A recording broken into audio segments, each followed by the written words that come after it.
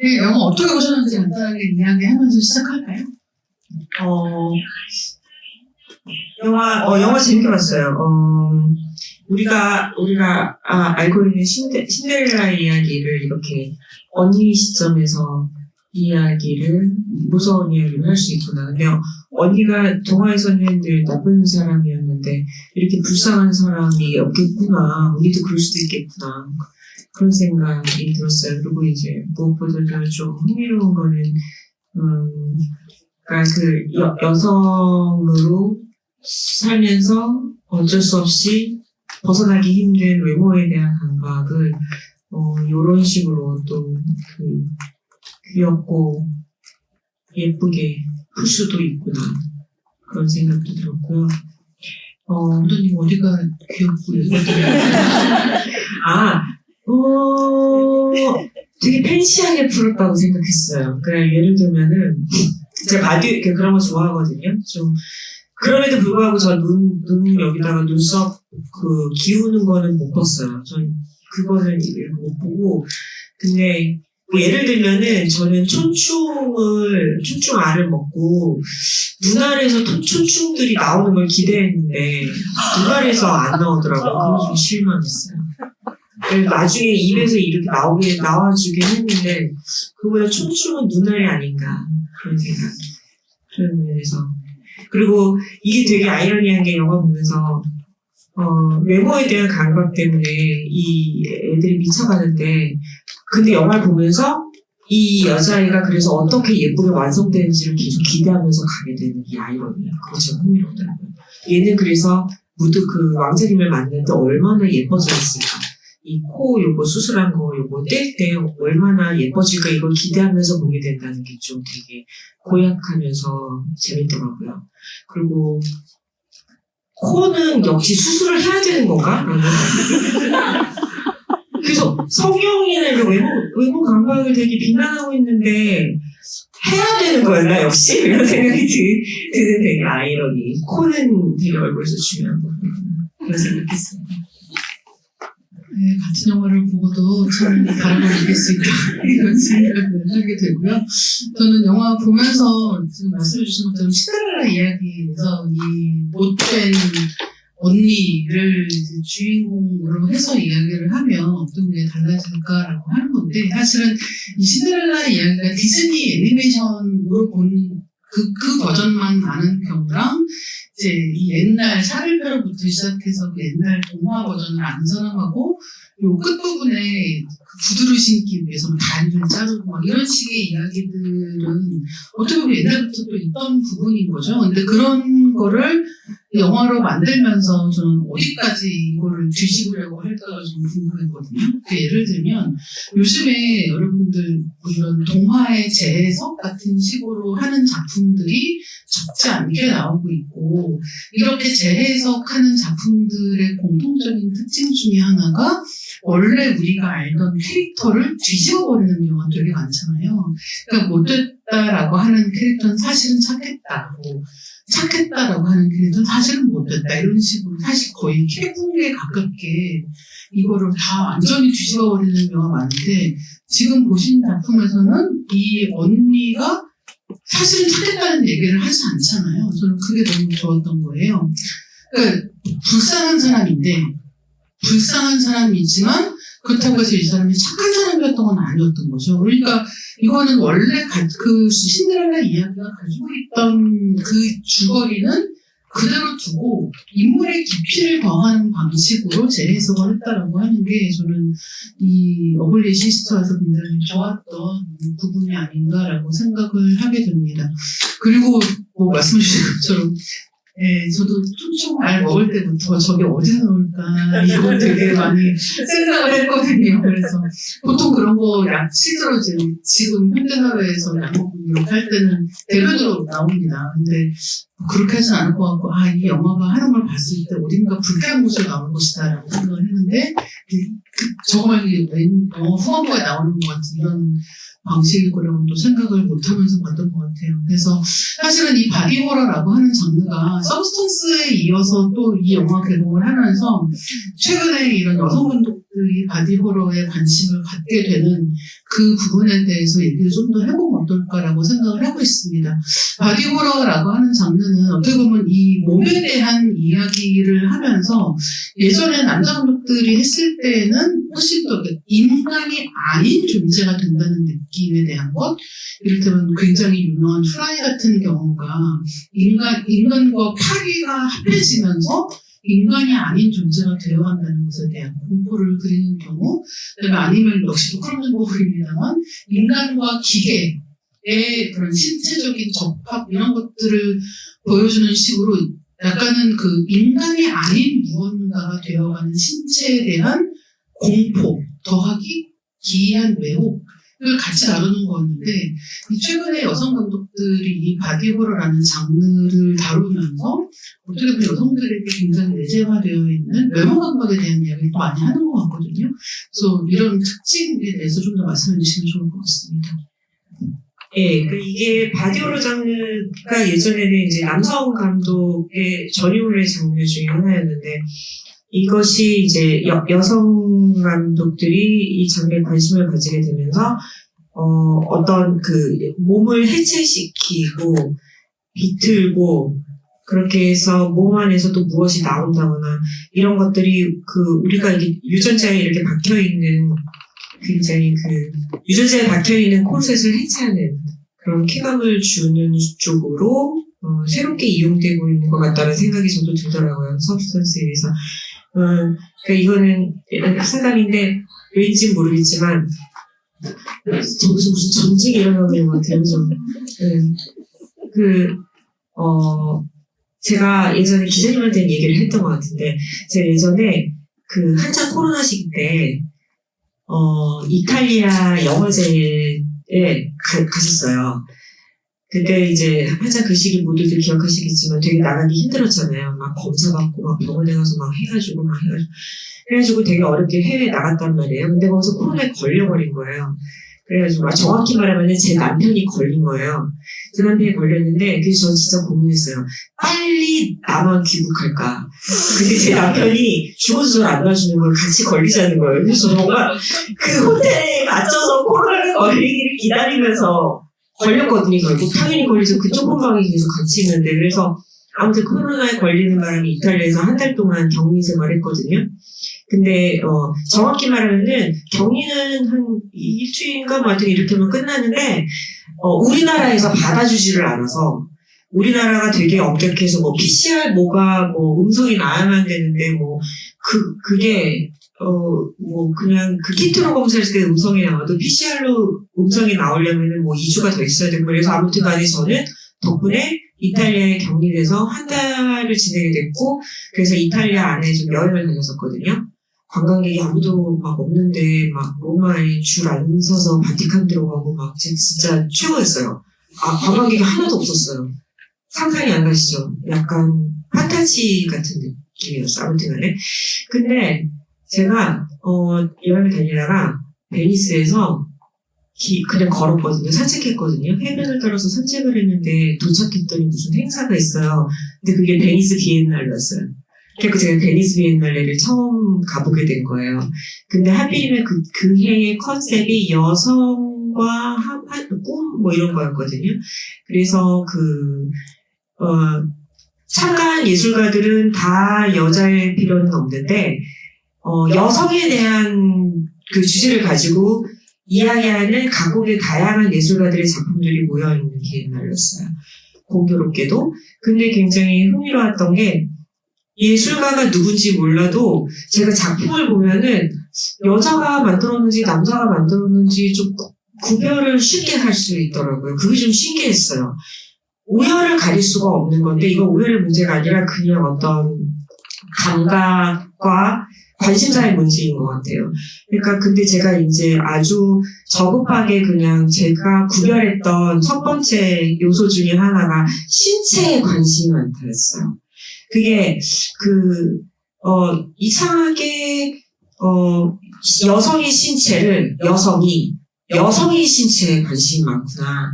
근데 그것이 남성이 바라보는 것과는 많이 다르다.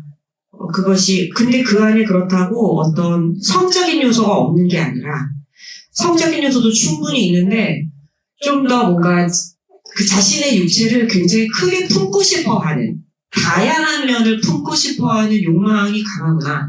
그래서 이렇게 저렇게 조망하기도 하고, 막 해짓기도 하고, 막 과장시키기도 하고 이러면서 내 몸을 되게 궁금해하고 계속 연구하고 싶어 하는구나 라는 느낌을 받았어요. 그런 식으로 해서 제가 좀 그걸 되게 신기했어. 왜 이럴까? 근데 그게 그 전시만의 것이 아니라 대개가 좀 약간 그런 경향이 있더라고요. 그래서 제가 그때 이게 그 어떤 나도 여자 몸으로 태어나서 이런 여자 몸을 장르적으로 이렇게 좀 이용해보면 재밌겠다. 그래서 바디오럴을 하고 싶다는 생각을 그때 해서 바디오럴을 제가 뭘 하나 좀 좋아하는 거를 리메이크하고 싶다고 여기저기 제작사를 다녔는데 다 거절했어요. 우리나라 그때가 코로나 때니까 이제 그 5년, 4, 5년 전 그때 다 거절했어요. 한국 제작사에서. 왜냐면 거절한 이유는 너무 혐오스럽다. 그리고 더 불필요하게 설정적이다. 그래서 다 거절했거든요. 근데 서브스턴트가 나왔을 때 너무 정말 다 때려치고 막 국적도 버리고 막 어디 그냥 지옥으로 가고 싶더라고요. 너무 속상해가지고. 그래서 어쨌든 간에 저에게는 바디오러가 그런 어떤 한 맺힌 장면. 내가 했어야 되는데 나는 못했다 하는 장면은 되게 바디오가 좀 길었습니다. 근데 지금 말씀해주신 게 영화에 다 반영이 되어 있는 이야기들이 아닌가라고 생각을 하게 되는데요. 그런 것들 중에 제가 이제 서브스턴스 때도 그렇고 이번 영화도 마찬가지인데 저는 뭐 감독이 여성인 경우도 그렇습니다. 주인공이 여성인 이 바디호러라고 했을 때 특히나 서브스턴스와 어글리 시스터에서 딱 공통적으로 너무 중요한 장면이라고 생각하는 것 중에 하나가 먹는 장면이거든요. 먹는 것에 대한 공포라는 게 사실은 남자들에게는 거의 없는 것 같아요. 근데 여자들에게는 이 먹는 것에 대한 공포가 항상 굉장히 거대하게 있고, 예를 들면 저는 서브스턴스라고 하는 영화에 대해서 생각을 할 때 되게 재밌는 게 밤중에 많이 먹으면 큰일 난다. 근데 이게 너무 심각한 공포인 거예요. 내가 아침에 일어났는데 내가 밤에 뭘 먹었어? 라고 생각을 하는 순간 엄청난 공포감 같은 게 밀려오는 거? 그렇게까지 심각한 공포일 일인가라고 생각이 들지만 사실은 그게 실제로 공포를 작용을 하는 거죠. 내가 나에게 복수하는, 내가 나를 사랑하지 않는, 내가 나를 공격하는 가장 확실한 방법? 많이 먹는 거거든요. 어떻게 이게 이럴 수 있는 거예요? 이게 남자들한테는 사실은 이런 식으로 적용하지 않는 것 같아요. 근데 여자들에게는 어떤 굉장히 자해 같은 느낌으로 먹는 이야기들이 나온다는 게 굉장히 흥미로웠고요. 그렇기 때문에 여기서도 이제 그런 뭐 먹는 장면 같은 게 되게 흥미롭게 나오죠. 그러니까 이를테면 그 아그네스의 그 애인이 쫓겨나고 막 이런 상황이 됐을 때 말짱 들어지죠.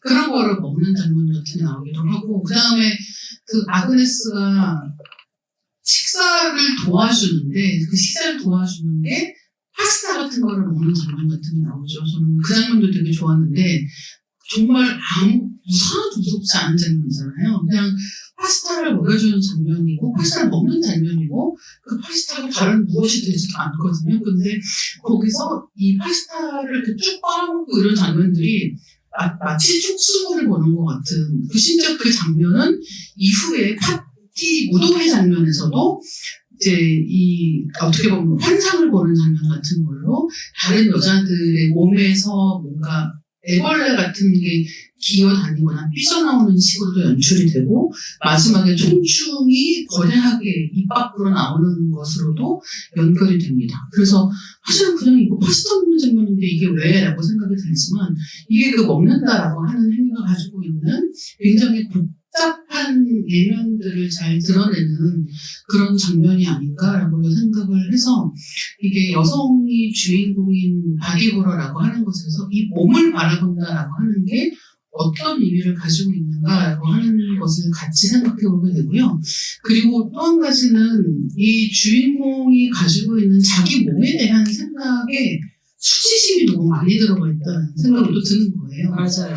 자연스럽지가 않은 거예요. 일단은 내가 타고난 거의 모든 것을 사랑하는 것과 정반대 방향에서 수치스럽게 생각하고 이것을 교정해야 하고 그러기 위해서는 모든 아픔을, 고통을 겪어야 된다라고 하는 거죠. 아파야지 예뻐질 수 있어라고 하는 대로 이 생각이 자연스럽게 흘러가는 방식으로의 수치심이라고 하는 것도 너무 중요한 거죠. 근데 저는 이 몸에 대한 수치심, 뭐 이런 자기상에 대한 수치심 이런 거 생각을 하다가 약간 밑속는 거 생각도 나기도 했거든요.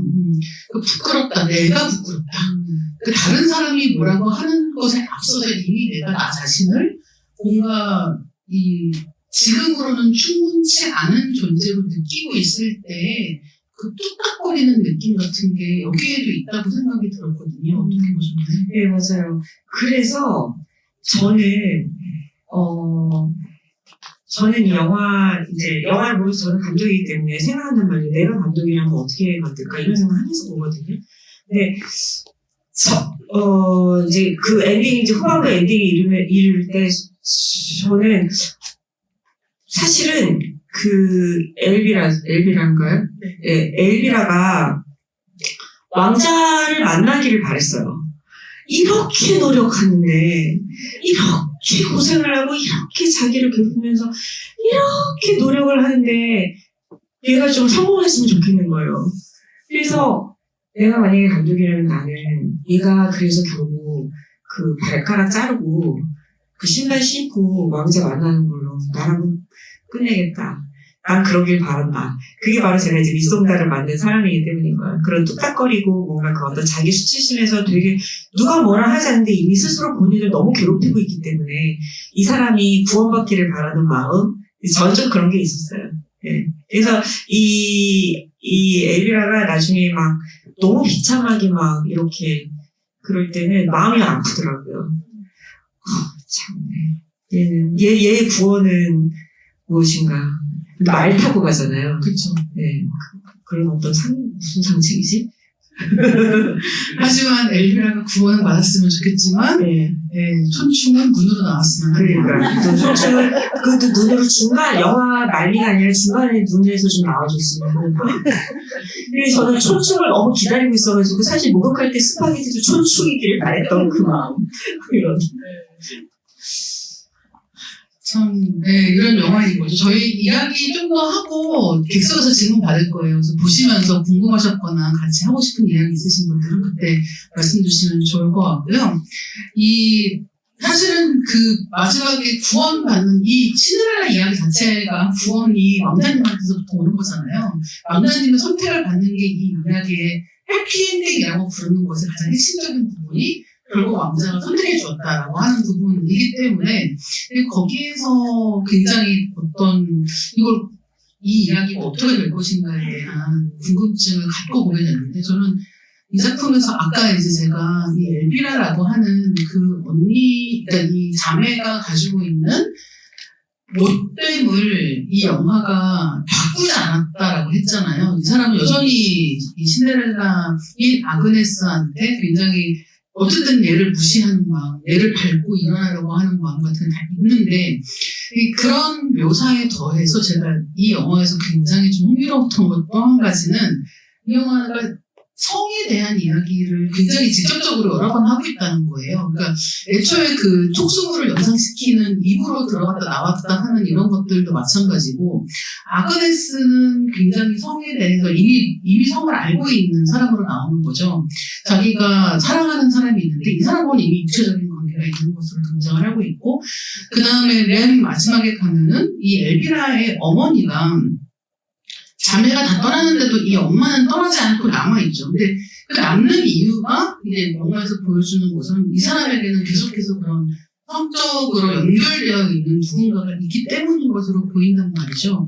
그래서 사실은 이 영화에서 이 성적인 부분을 다루는데도 굉장히 좀 상당 부분을 할애하고 있다는 생각이 들고 그런 것 중에 하나가 이를테면은 엘비라가 처음에 그 아그네스의 성행위를 볼 때는 이게 무슨 장면인지를 잘 이해하지 못하는 것처럼 보이는데 또 그런 다음에 소문 보는 남자를 볼 때는 뭔가 약간 서서히 뭔가를 알아가는 느낌 같은 게 또 연출이 된단 말이에요. 그래서 사실은 이 영화에서 이 바디호러라는 장르를 다루면서 이 성이라고 하는 것 역시 굉장히 중요하게 이야기를 하고 있는 것 같다라고 생각을 했거든요.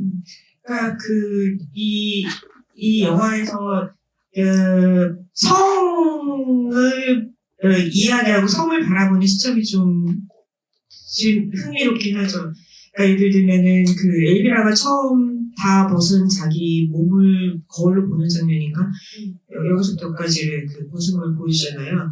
그러니까 이렇게 여자의 벗은 몸을 보여줄 때 그 보여주는 방식이 전혀 섹슈얼하지 않고 정말 무슨 도화지에 그림 그린 거 선생님한테 숙제 보여주듯이 관객들한테 숙제 보여주듯이 이렇게 그냥 띡 보여줘요. 되게 평면적으로 몸을 보여주고. 그다음에 그 신데렐라가 그 여자 이름 뭐지? 신데렐라인가? 실제로? 신데렐라라고 아그네스가 그 마부랑 관계를 맺는 장면을 볼 때도 그 관계를 맺는 장면을 그것도 역시 굉장히 평면적으로 보이잖아요. 굉장히 이렇게 눈물을 보여줄 때도 막 되게 평면적으로 정말 표창장 보여주듯이 이렇게 보여주고 그래서 이런 것들이 이 안에서 이 영화 안에서 어떤 그러니까 외모에 대한 강뿐만 아니라 성욕도 굉장히 가두고 있다. 영화가 성욕도 굉장히 가두고 있다는 느낌이 들었어요. 그게 호러 장르에는 어울리는 것 같아요. 그렇기 때문에 이 장르에 분출을 하죠. 저는 그냥 좀 희한했던 거는 엘비라가 그 왕자님이 소변 보는 거 보고 그 다음에 아그네스가 정사하는 걸 보거든요. 근데 소변 보는 걸 볼 때 처음 봤을 텐데 그래도 꽤 긍정적인 반응이라서 그게 좀 신기하긴 했어요. 네, 그게 말로 긍정적이라고 하진 않죠. 네. 아니, 호기심을 느끼는 느낌. 네, 호기심을 느끼고 저는 그 반응이 제일 신기했던 것 같아요. 예. 그 교육을 제대로 받지 않았을 텐데, 글쎄. 그렇죠. 예. 그리고 이제 이 영화에서 여자들 간의 관계를 그리는 방식도 얘기를 해보면 한 것 같거든요. 그러니까 여기에서 사실은 제일 중요한 인물인 엘비라하고 아그네스 이 둘의 관계도 있는데 엘비라하고 엘비라 엄마의 관계도 얘기를 해볼 만한 것 같아요. 예를테면 이 딸들이 자기 외모에 대한 인식을 하게 만드는 부정적인 인식을 하게 만드는 가장 첫 번째 사람으로서의 엄마 그 고칠 부분을 계속해서 찾아내는 사람으로서의 엄마 그리고 그 고칠 방법을 실행하도록 끌고 가는 사람으로서의 엄마와의 관계 엄마와 딸의 관계에 대한 이 묘사도 굉장히 좀 재밌었거든요.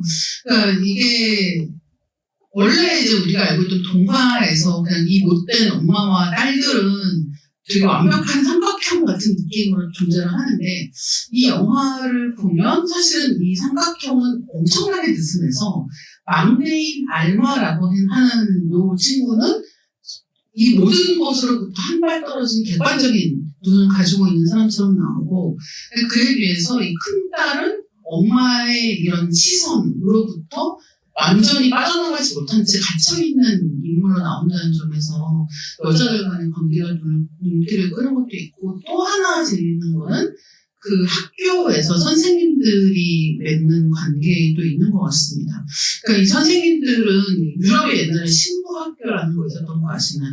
그러니까 이런 남자들이 무슨 언어를 배우고 이런 뭐 정치를 배우고 이랬다면 여자들이 보내지는 그것도 잘 사는 집 자녀들이 보내지는 거죠. 보내지는 그런 여자 학교의 경우에는 그 여자 학교의 목표가 좋은 남자 만날 수 있도록 그런 신부 교육을 시키는 숙녀로서 교육을 시키는 역할을 하는 것이고 거기에 있는 선생님들은 끊임없이 그 미적 기준을 맞추는 것에만 모든 혈안이 되어서 학생들을 그런 원하는 정도의 아름다움으로 끌어올리는 그걸 위해서 굉장히 공격적으로까지 반응하는 본인은 동성 연인하고 굉장히 어떻게 보면 해방된 방식으로 살고 있는 것 같은데 학생들한테는 전혀 그것이 적용되지 않는 이런 것들도 여자들끼리 역학관계 같은 것들도 영화가 굉장히 잘 보여준 것 같아요. 알마, 저희 이 영화에서 좀 재미있는 점 중에 하나가, 표현 중에 하나가, 여도 알마가 첫 생리를 하는 장면이 있잖아요. 근데 그것이 영화에서 무슨 의미로 이용되느냐가 좀 재밌긴 하더라고요. 그러니까 보통 이런 장르의 영화에서 이 여자가 첫 생리를 한다 그러면은 그 다음 악마가 되거나 악마의 뭐 씨를 낳거나 아니 켈리 같은 경우에 네네네 아니면 그러니까 어쨌든 간에 그 여자가 된다는 거 이제 성인으로 되는 첫 생리는 영화에서 늘 부정적으로 그려졌거든요. 그리고 앞으로 펼쳐질 나쁜 일들을 예감하게 만드는. 근데 그것과 전혀 반대로 이용했다는 것은 되게 감독의 의도가 아주 노골적으로 들어간 설정인 것 같아요. 생리를 한 이후에 제일 제정신인 인물로 언니를 끌어내는 사람이 되니까요. 그거는 그건 좀 재미있는 것 같았어요. 보시면서 특히 재밌게 보신 장면이 뭐가 있을지 좀 궁금한데요.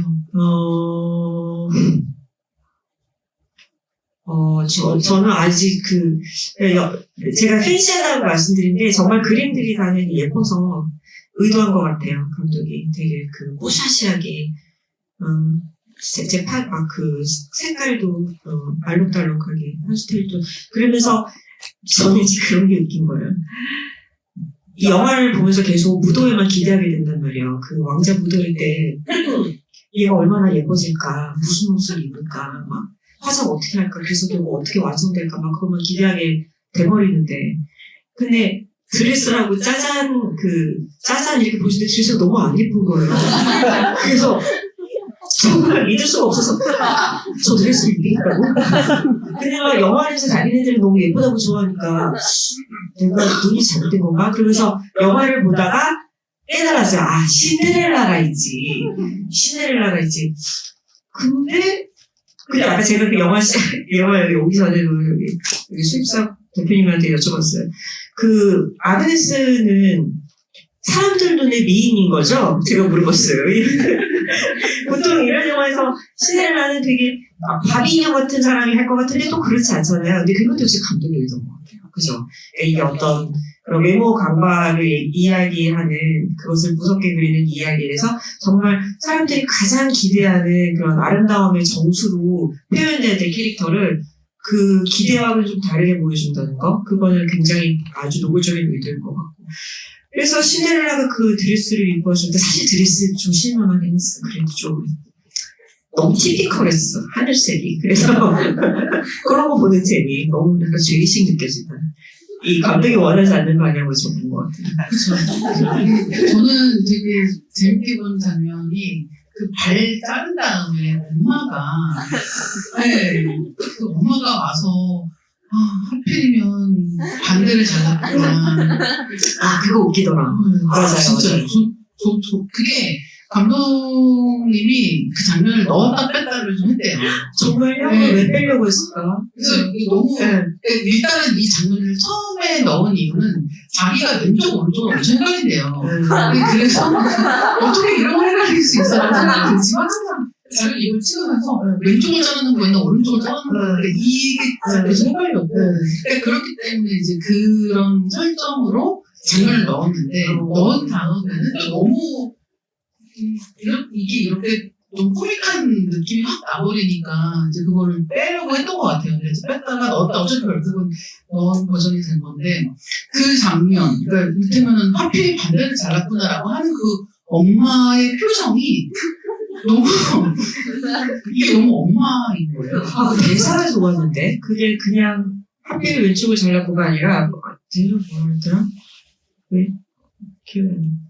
근데 저도 거기가 너무 좋았거든요. 감독의 유머 센스가. 그래서 제가 그 장면이 너무 마음에 들어서 그때 그 드레스도 유머였구나. 그렇게 이해했어요. 드레스 얼마나 집착하시는 거예요? 그랬으니까 유머가 아니면 그럴 수 없어. 유머였구나 네. 이러면서. 그래서 어쨌든 하필 반대를 잘랐구나라고 한 다음에 이제 엄마가 직접 그러니까 반대를 잘랐구나라고 하는 순간에 그 알마가 알잖아요. 엄마가 뭐 하려고 하는지를 알아차리고 이제 그런 상황을 실제로 이제 이 발을 자르는 장면이 연출이 되는데 그러니까 이게 너무 끔찍한 상황인 동시에 너무 웃기기도 한 거죠. 너무 징그럽고 너무 안 됐는데 동시에 웃기기도 하다라고 하는 게 그 장면에 너무 잘 담겨 있어가지고 그랬고 그 다음에 당연히 그 이후로 촌충 나오는 장면도 저는 되게 좋았거든요. 근데 그게 이제 저는 생각보다 너무 길게 나오는 거예요. 그 장면. 그러니까 이쯤 담겼으면 좋겠지. 이제 끝나겠지. 왜냐면 저 너무 이런 징그러운 거를 막 좋아하지는 않아가지고 이러면서 봤거든요. 근데 끝났겠지라고 생각하고 손을 딱 내리는 순간이 계속 나오고 있는 상황이었고 심지어 나오다 나중에는 막 이렇게 끝나잖아요. 근데 그 장면이 또 주는 그것도 약간 이 여러 가지 감정을 같이 느끼게 만드는데 일단은 첫 번째 단계는 징그럽다, 무섭다라는 것이고 또 한 가지는 약간 마지막에 이걸 다 토해버린 다음에는 시원하다는 느낌 같은 게 좀 있는 거예요. 그러니까 마치 그 인터넷 같은 데서 왜 이른바 satisfying 비디오라고 해서 이렇게 만족감을 주는 그런 영상들 그런 게 이를테면 뭐 각이 맞게 뭘 맞춘다든가 하는 것도 있는데 뭐 짜는 것도 되게 많거든요. 얼굴에 있는 여드름 짜고 그런 것도 satisfying 비디오에 들어간단 말이에요. 여기도 초반에 짜잖아요.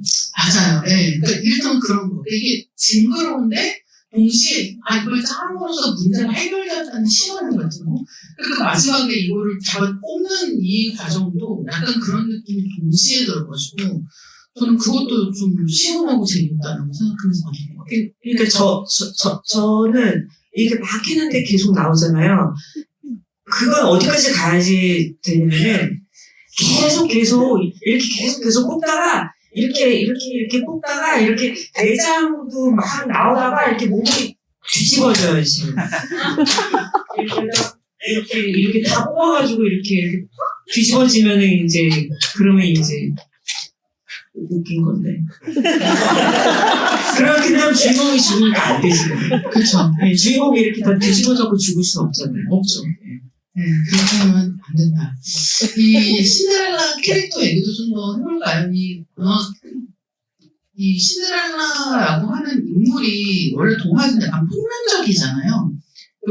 그냥 예측 가능하게 착하고 그렇기 때문에 복을 받고라고 하는 이 되게 곧장 앞으로 향하는 일직선상의 캐릭터에서 변주되기가 좀 어려울 정도로 예측 가능한 인물 같은 느낌을 주는데 여기에서는 그것보다는 훨씬 더 좀 이 신데렐라 역시도 여러 가지 생각을 해볼 만한 캐릭터가 나온 것 같거든요.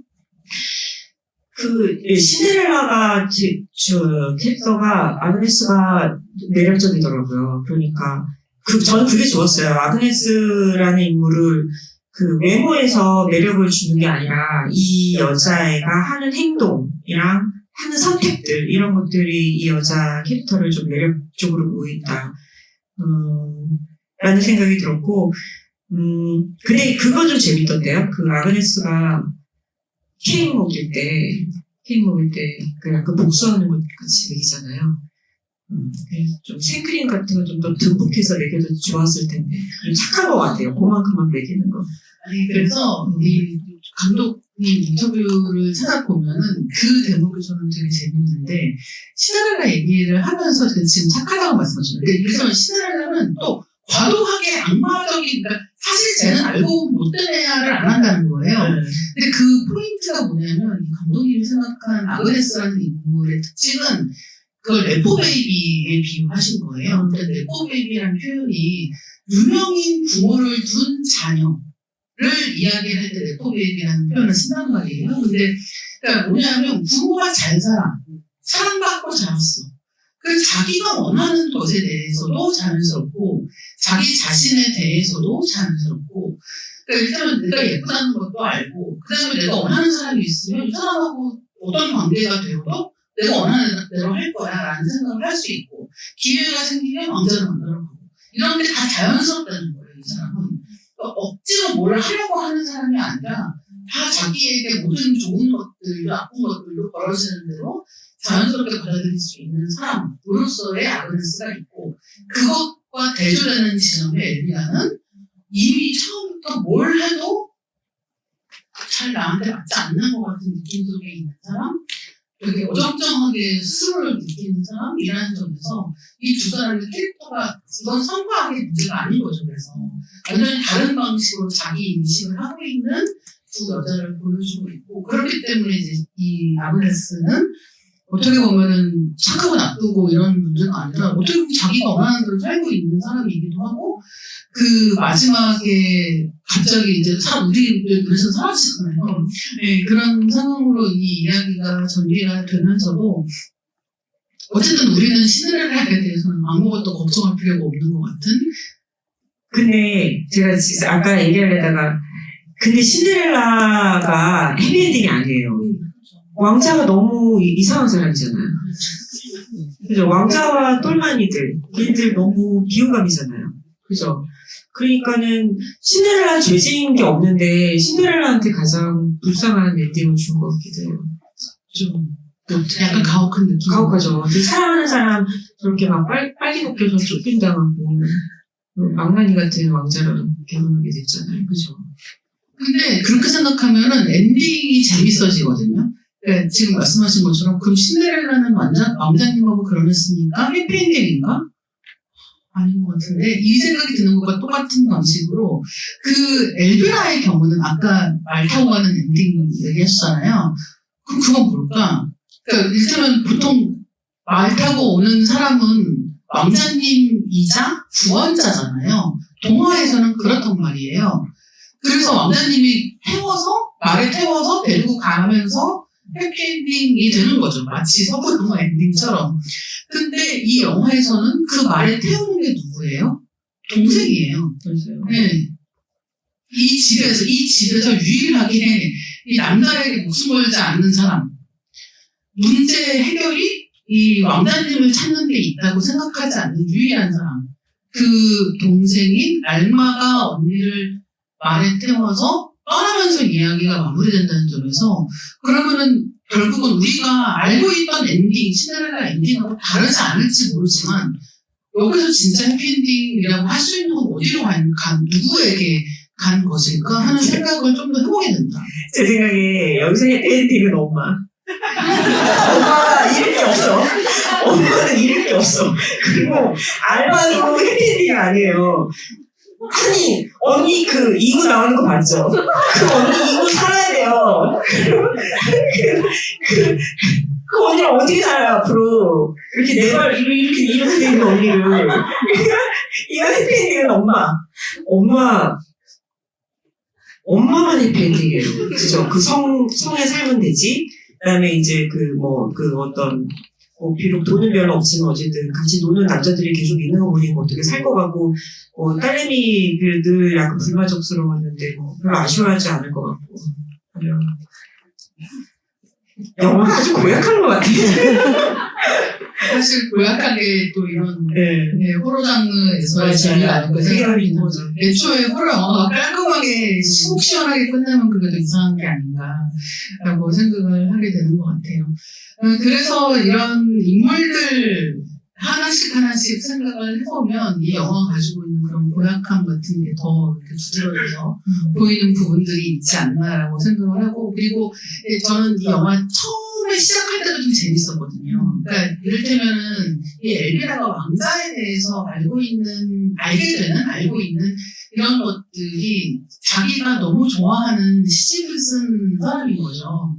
그러니까 이거 마치 무슨 연예인 팬인 것처럼 이 사람에 대한 동경을 가지고 있는 이를테면 그냥 왕자님이기 때문만은 아니고 자기가 이 사람을 이미 굉장히 오랫동안 동경해왔다라고 하는 것을 초반에 그런 동화적인 세팅을 통해서 보여준다는 것도 좀 흥미로웠고 근데 거기에 더해서 이 초반에 그런 이 영화에서 그런 뭔가 되게 그런 뭐라고 할까 어떤 동경의 마음 같은 것을 꾹 넣은 장면들이 등장할 때마다 화면이 약간 뽀샤시해지면서 신디사이즈 음악이 나오면서 이제 그런 연출, 약간 기치적인 연출 같은 것을 한다는 거죠. 그러니까 그런 게 오히려 그런 장면들에 몰입하면서 너무 예뻐가 아니라 갑자기 정신이 번쩍 들면서 저기 뭐야 약간 이렇게 한 발 떼놓게 만드는 그런 방식으로 영화가 연출됐다는 생각이 들어서 저는 그런 부분도 좀 재밌었던 것 같습니다. 네, 맞아요. 옛날 그 90년대 무슨 B무비 보는 것 같은 그런 느낌의 배경음악들이 나와서, 근데 그런 것들이 되게 이 영화가, 그 여성적인 팬시함을 이렇게 중화시키면서 오히려 이 영화를 더 파워풀하게 만들어주는 장치들이었던 것 같아요. 음악 같은 것도. 그리고 마지막에 발가락을 자기 발을 자르잖아요. 근데 저는 어떻게 보면 이 영화 전체가 왜 엘비라는 스스로 자기 발을 잘라야 했을까 하는 것을 이해시키는 앞에 이야기 같은 느낌도 좀 있었거든요. 왜냐하면 갑자기 자기 발을 막 이렇게 하는 거는 너무 이상한 일이고, 그럼 거기까지 가기 위해서 이 사람은 어떤 식으로 훈련받았고 어떤 식으로 생각하도록 그동안 강요되어 왔을까 하는 것들을 이 앞에 보여주는 느낌이어가지고, 저는 마지막에 결국은 이 이야기가 발 자르는 이야기로 갈 텐데 그럼 그게 어떻게 연출될까 하는 걸 좀 되게 궁금해하면서 영화를 계속해서 봤던 것 같아요. 이 영화가 그 엘비라는 왜 발을 자를까? 저는 이게 바로 그 장녀 컴플렉스. 네. 장녀 컴플렉스. 왜냐면 얘가 그 왕자님을 동경하기도 했지만 이 아이를 움직이게 한 거는 엄마 내가 시집을 잘 가면 되거든요. 엄마가 엄마가 우리 집 망했으니까 내가 시집을 잘 갈게. 내가 왕자님이랑 결혼하면 돼. 그리고 그때부터 이제 미친 듯이 외모를 가꾸는데 몰두하잖아요. 장녀 콤플렉스 영화 레퍼런스로 들어오면 좋을 것 같아요. 어디까지 우리 장녀들은 스스로를 망가뜨릴 수 있는가? 엄마 말 들으면서. 그렇죠. 저희 한 가지 정도 더 얘기하고 객석에서 질문 받을 거거든요. 그래서 궁금한 거 있으신 분들은 그때 손 들어주시면 될 것 같습니다. 그래서 이 마지막에 이제 이 엔딩이 누구에게 해피엔딩인가라고 하는 문제와 더불어서 말씀하신 알마는 이제 고생길이 열렸다 같은 느낌이기는 합니다만 알마 불쌍하죠.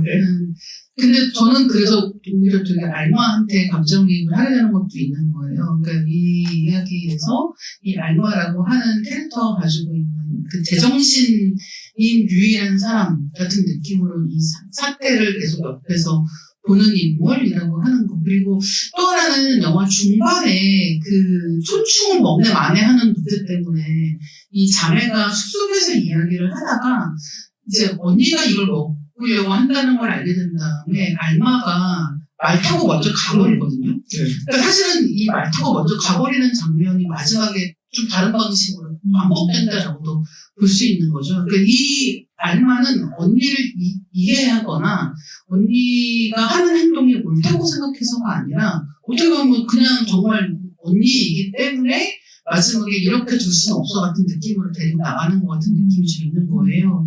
그래서 언니를 두고 갔던 때하고 마지막에 언니를 데리고 가는 때하고 이 두 상황에서의 알마의 감정의 차이 같은 것도 좀 생각을 해보게 됐던 것 같습니다. 그러니까 이 영화는 그 외모 강박을 다루면서 가족 강박, 가족을 버리지 못하는 가족 강박. 알마는 외모의 강박에서부터 자유로우나 가족 강박에서 벗어나지 못하는. 약간 한국 굉장히 한국적이에요. 그래서 같은 얘기가 되었구나라는 생각이 들기도 하네요. 그래서 사실 이 이야기에서 처음 시작할 때 아빠 없이 엄마랑 딸 둘이 이 성에 들어갈 때부터 어떻게 보면은 이들의 전략이 분명한 거잖아요. 여기에 돈이 좀 있는 것 같으니까 여기에서 살면 돼 같은 느낌이었고, 사실은 그 이웃 아버지가 죽었다는 사실을 알고 나서 이 엘비라가 왜 이 집에 돈이 없다는 사실을 알자마자 얼굴이 파리하게 지려가지고 엄마한테 딱 가서 엄마 여기 돈 없대라고 얘기를 하잖아요. 그러니까 그 이어지는 그 대목들을 보면 이것도 어떻게 보면은 이 일치하지 않고는 살아남을 수 없는 어떤 시대의 여자들 이야기이면서도 참, 네, 어떻게 보면 현대의 많은 것들과 연결지어서 볼 수 있게 만드는 부분들이 있는 것 같아요. 맞아요. 네. 그래서 궁금해요. 그러니까 그 신데렐라, 그러니까 이게 제가 이 영화를 보면서 바비 나왔을 때가 떠올라요. 바비 영화 막 나왔을 때. 그때 제가 파리에 있었는데, 그 파리에서 바비가 그때 개봉을 했는데, 바비가 어느 정도 세계적인 우리나라만 안 됐거든요. 우리나라 일본만 빼고 다 완전 초열풍이었는데, 그 바비가 상영되는 극장에 정말 여자들이 다 분홍색 옷 입고 가고 막 그 영화 보면서 막 연호하고 막 이러는 분위기. 그런 그 사조의 호러 버전이면은 요 영화가 되겠구나. 네. 저는 이 영화 되게 코미디인 것 같아요. 호러 코미디인 것 같아요. 그죠? 좀 코미디인 거 모를까봐 마지막에 엉뚱한 말 자르는 거지 생각도 하게 됩니다. 네, 지금부터는 질문 받아볼까 하는데요. 질문 있으신 분 손 들어주시겠어요? 네.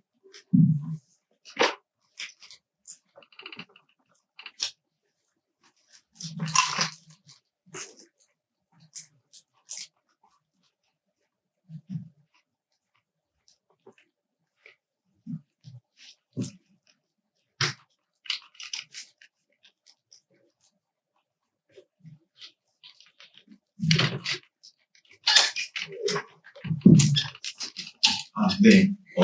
바디 호러 감독의 이제 대가시라고 하시다 보니까 조금 궁금했던 게, 뭐, 잔혹동화 버전으로 발자르는 결말은 뭐 익히 알고 있어서 연출적으로 봤는데, 중간에 뭐 그 당시 실제였겠지만, 마취 안 하고 코 바로 잡고, 그 다음에 뭐 눈 속눈썹 꼬매고, 어디까지 팩트인지는 모르겠습니다만, 만약에 바디 호러 장면으로서 감독님 연출을 만약에 하신다라면은, 어느 부분을 어떻게 예쁘게 하는 부분을 어떻게 연출했으면 이거 대박 낫겠다 싶은 장면이 있으신지 궁금해요. 제가 아까 여쭤봤는데 코 수술을 그거는 실제로 그렇게 했대요. 이게 그 서양인들 코 이렇게 여기에 뼈 이렇게 자라는 사람들 있잖아요. 그런 거는 그런 식으로 이렇게 해주시나 봐요. 저는 그 눈썹 요거 꾸밀 때요. 요 꼬매는 클로즈업 할 때 이렇게 촌충들이 이렇게 콩콩을 나오는 거 했을 것 같아요. 100%. 네. 의사가 촌충 이렇게 끄집어내면서 이렇게 했을 것 같아요. 너무 싫어. 너무 싫죠? 네. 너무 싫어. 근데 진짜 지금 말씀해주신 것처럼 그게 이 영화에서 이제 이런 뭐 복식이나 이런 거 이제 할 때 19세기 정도를 이제 어떻게 보면 모델로 해서 만들었다는 거죠. 근데 이제 중요하게는 동화적인 상황이야. 실제 19세기를 검증하는 건 아니야 같은 느낌이야. 그래서 이제 뭔가 꼬샤시한 화면 나오고 뭐 이런 것들이 약간은 우리에게 그런 동화적인 느낌을 주기 위한 연출도 있었다고 감독님 얘기를 하거든요. 그리고 이제 조사를 하면서 그러니까 이를테면 속눈썹 꼬매고 이런 거는 실제가 아닌데 그런 것도 너무 실제랑 똑같으면 오히려 보는 사람들에게 너무 이런 거부감 같은 게 강할 수도 있다고 생각해서 오히려 그런 것도 약간 과장을 했다. 근데 말씀하신 그 코 성형하는 부분은 실제로 그렇게 했다고 하고, 그 1880년대 뭐 이 정도부터가 이제 우리가 알고 있는 이 서양 예술에서 성형외과라고 하는 것들이 이제 이런 굉장히 공격적인 방식으로 이제 여자의 몸을 막 깎고 막 다듬어서 이렇게 만드는 이제 그런 일이 시작된 게 또 그 즈음이기 때문에 그렇게 세팅이 된 것 같습니다. 근데 예, 눈썹을 꼽을 때 예, 거기서 쫓기는 어느 장면으로 하면 딱 알맞겠다고 생각을 하셨다. 눈썹 꾸밀 때는 이거는 확실히 현실이 아닐 거라는 생각을 했어요. 그러니까 고증이 없는 걸, 왜냐면은 녹는 실이 그 당시에 나왔을 리가 없으니까, 그냥 굉장히 이제 그런 장면들이, 현실로부터 딱 떨어지게 하면서 그냥 이것을 동화로 보는 장면들인 것 같아요. 네, 또 질문 있으신 분 계실까요?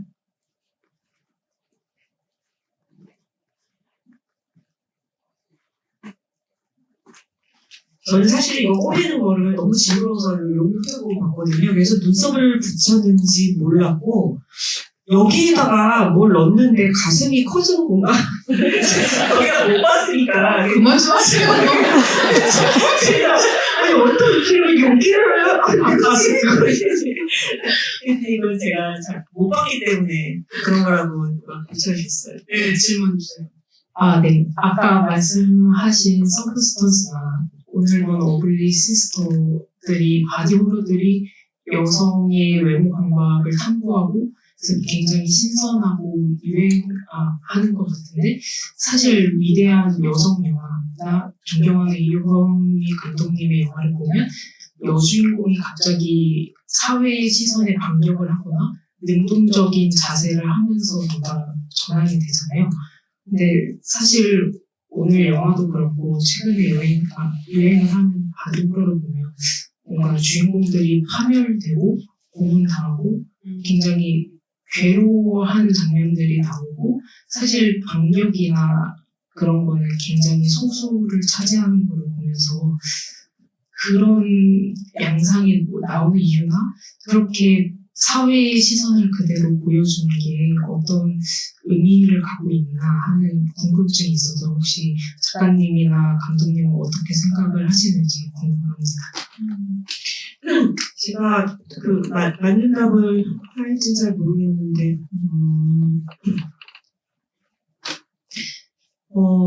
그러니까 제가 이 영화만 얘기하자면은, 전 이 영화가 좀 흥미로웠던 점 중에 하나가 뭐냐면은, 그러니까는 그 외모로부터 감각을 부순다. 그래서 우리가 가지고 있는 감각으로부터의 해방. 이런 것들을 컨셉으로 가져가는 것 같지만, 이 영화에서는 그래서, 그것들, 그러니까 어떤 외모의 감각을 가지는 것 자체를, 죄악시한다? 아주 죄악시에서 이렇게 선과 악으로 구분짓는, 저는 그 부분은 좀 굉장히 보수적이라는 생각이 들었어요. 근데 그게 이 영화만이 아니라, 제게는 요즘의 어떤 콘텐츠의 경향이 조금 그런 것 같다. 그러니까 예전에는, 여성을 굉장히 어떤 성으로만 소비를 하고, 그리고 어떤 주체적인 의지를 가지고, 다양한 캐릭터를 가질 수 있다는 것에 대한 기대를 없앴던 기간들이 있었다면은 그 기간을 지나서 지금은 다양한 여성들이 나오긴 했는데 근데 그 안에 흐르고 있는 아주 보수적인 시선은 더 강해지는 것 같다? 왜냐면 여자가 자신의 외모를 꾸미고 싶어 하는 욕망은 되게 자연스럽고 받아들여져야 되는 욕망인데 그것도 근데 꾸미고 고치고 하는 것들이 저렇게 그 주인공처럼 저렇게 벌을 받는 일이라는 것은 너무 무서운 일이다. 그런 생각이 좀 들긴 했어요. 저는 개인적으로. 그래서, 저한테는 이 영화가 아주 어떤 면에서 무서운 진짜 잔혹도가다. 그래서 그러니까 제 영화에 대해서 질문하신 것처럼 어떤 주인공이 사회에 대한 규범에 반항을 하고 그것을 싸우고 딛고 일어서는 이런 구조하고는 반대의 구조다. 그런 생각을 했습니다. 지금 질문 주신 게 사실 요즘에 진짜 많이 얘기하는 거잖아요. 최근 SNS 하시는 분들이 혹시 보셨을 수도 있는데 최근에 한국사람 마츠코의 일생이라고 하는 일본 영화에 대해서 이 비슷한 얘기가 나온 적이 있었거든요. 그러니까 이를테면은 이 여자만 하는 얘기를 포르노로 소비하는 거 아니냐 같은 식의 불쾌함 같은 게 있기도 하고 그리고 이를테면은 그래서 이 외모 감각으로부터 벗어나서 나를 사랑하는 이야기로 끝나지 않고 이렇게 양쪽 한쪽 발도 아니고 양쪽 발을 다 이렇게 막 잘라낸 상황에서 이런 이야기로 끝나는 것이 너무 처절하기만 하고 너무 비극적이지 않은가라는 그 찜찜함 같은 것들도 있는 것 같아요. 근데 저는 일단은 이 이야기에서 아름답게 이야기를 마무리하지 않고도 이야기를 마무리할 수 있다라는 가능성을 탐구하는 것 역시 자유로움의 연장이라고 생각은 하거든요. 그러니까 일단 그래서 결국 우리는 다 모두가 내 몸을 긍정하고 아름답게 바디 파지티브한 결말로 가면서 나를 사랑하고 이렇게 캠페인 같은 식으로 끝나는 게 아니라 그냥 어떻게 보면 망가지는 것을 끝까지 해보고 싶기도 한 마음 같은 것을 탐구하는 것. 그러니까 이를테면 미술 작업에서 여자의 몸에 대한 미술 작업들 같은 걸 보면은 되게 신기한 게 그 여자의 몸의 구석구석을 또한 다양한 몸을 여러 가지 방식으로 이제 무슨 조각을 하거나 사진을 찍거나 여러 가지 방식의 작업을 하는 것과 동시에 이 몸의 아름다움을 부수면서 마음껏 해체하는 느낌의 작업들도 진짜 많이 있거든요. 결국은 이게 이 아름다움, 획일적인 아름다움을 추구하지 않는다라고 하는 면에서 다양한 것들을 해보고 싶어하는 시도 중에 하나가 아닐까라고 생각을 하는 거예요. 근데 여기에는 정답이 없는 것 같고, 그리고 또 참작자들마다 자기가 해보고 싶은 건 따로 있는 것 같아요. 그러니까 이런 이야기를 통해서 결국은 우리는 누구나 태어난 그대로 사랑받을 만한 사람이에요 라고 하는 이야기로 갈 수도 있고, 또 그런가 하면 지금 보신 것처럼 오히려 너무 처절하게 이야기가 끝나버림으로써 이야기를 본다면 굉장히 그런 찝찝하면서도 이렇게 살면 안 되는 거잖아 라는 식의 생각을 불러일으키는 것일 수도 있다는 거죠. 근데 어쨌든 이게 어떤 엔딩이 됐든 보시는 분들마다 자기 엔딩은 또 있는 것 같아요. 지금 어울리 시스터 엔딩을 보고도 그래 역시 외모가 그렇게 중요한 건 아니야 라고 생각하는 사람과 역시 외모가 중요해 시드렐라를 보라고 같은 느낌으로 이 이야기를 생각할 수 있는 거죠. 그러니까 아니, 외모는 정말 중요해. 역시 코 수술은 해야 되겠어. 네. 이경규 감독님하고 얘기하니까 너무 어떻게 많이 하죠. 모르겠어가지고 죄송해요. 제가 짧다고 신나는 느낌이에요. 그래서 어쨌든 그렇다. 그래서 지금 말씀 주신 그 질문은 여기 계신 분들이 다 이제 집에 가셔가지고 자기 전에 한번 생각을 해보시면 좋을 것 같아요. 왜 이 사람은 왜 이렇게 끝냈을까? 좀 더 희망차게 끝낼 수는 없나? 근데 일단 제일 크게는 호러라는 장르에서는 그렇게 희망차고 아름다운 엔딩은 없다. 네. 일단은 이 장르적인 특징을 빼놓고 얘기할 수 없을 것 같고, 그 외에 다른 것들은 오늘 나눈 이야기들을 통해서 여러분들이 나중에 한번 생각해 보시면 좋겠다는 생각을 합니다. 제가 하나를 덧붙이자면은, 그러니까 호러 장르의 묘미는 망가뜨리는 재미거든요. 그래서 망가지는 걸 보는 재미라서 사실은 굉장히 맞는 엔딩이에요. 이 장르에 충실한 엔딩이기는 해요. 그래서 우리는 일어서야 되고, 밝게 가야 되고, 건강하게 뭘 해야 되고를 다 그냥 붙여버리는 게 바로 호러 장르의 묘미니까요. 그리고 그게 영화 속의 일이고, 영화를 보고 있는 나에게는 벌어지지 않은 일이라고 하는 안도감 같은 것을 안고 집에 갈 수 있다는 것도 영화로 이런 이야기를 보는 것의 재미가 아닌가 합니다. 마지막으로 소감 한 말씀 듣고 오늘 마무리할까요? 질문을 다 못 받아서 좀 죄송하긴 하다. 네. 되게, 시간이 빨리 흐른 것 같아요. 오늘, 주말에 이렇게 울산에 사람들이 많은지 몰랐어요. 제가 차에 자리가 없어가지고 차를 되게 이상하게 돼서 누가 봐가도 제가 할 말이 없게 되는 장소에다가 돼서 너무 불안해요. 좀 안녕히 돌아가시길 바랍니다. 네, 약간 바디호러적인 결말이세요. 네. 감독님의 차가 무사하게 있기를 바라면서 여러분 조심히 들어가시고 오늘 5분 동안 얘기 들어주셔서 감사합니다. 조심히 들어가세요.